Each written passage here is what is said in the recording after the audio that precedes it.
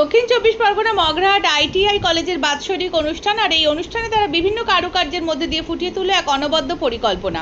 কয়েকশো ছাত্রছাত্রীর এই আইআইটি কলেজের বিভিন্ন উন্নয়নমূলক ধারা অব্যাহত রাখার চেষ্টা করেছেন। এই আইটিআই কলেজ থেকে তাহমিনা খাতুন নামে এক ছাত্রী অল ইন্ডিয়ার প্রথম স্থান অধিকার করেছেন।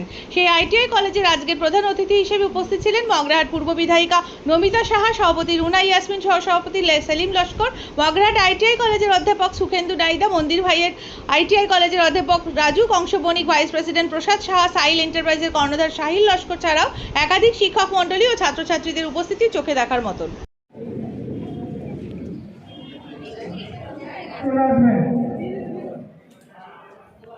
আমরা প্রদীপ প্রজ্বলনের মাধ্যমে আজকের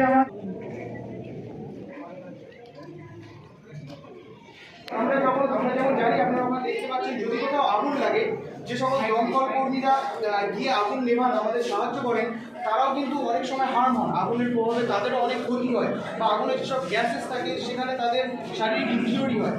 তো সেটাকে মাথায় রেখে অল টোটাল আমাদের তিনটে প্রজেক্টেরই একটাই উদ্দেশ্য, মানব সম্প্রদায়কে সুস্থ এবং ভালো রেখে আমরা অটোমেশন বা ইলেকট্রনিক্স দিয়ে কী করে দেশের উন্নতিটাকে শারীরিকভাবে এগিয়ে নিয়ে যাবো। তার আরেকটা উদাহরণ হচ্ছে আমাদের ফায়ার ফাইটার রোবট, যার একটাই কর্তব্য, যেখানে আর্ডিনো ন্যানো আছে, যেখানে আমাদের প্রোগ্রাম রান করছে, এর একটাই কর্তব্য আগুনকে ক্যাচ করে আগুনকে নেভানো, কোনো রকম বাহ্যিক সাহায্য ছাড়া, ফুললি অটোমেটেডভাবে। মগরাহাটের উন্নয়নের কান্ডারি তিনি উপস্থিত আছে।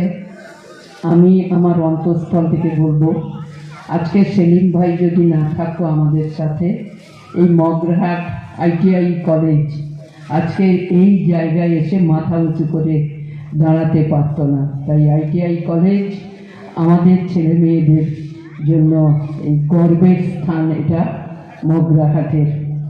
তো এখানে উপস্থিত আছে আমাদের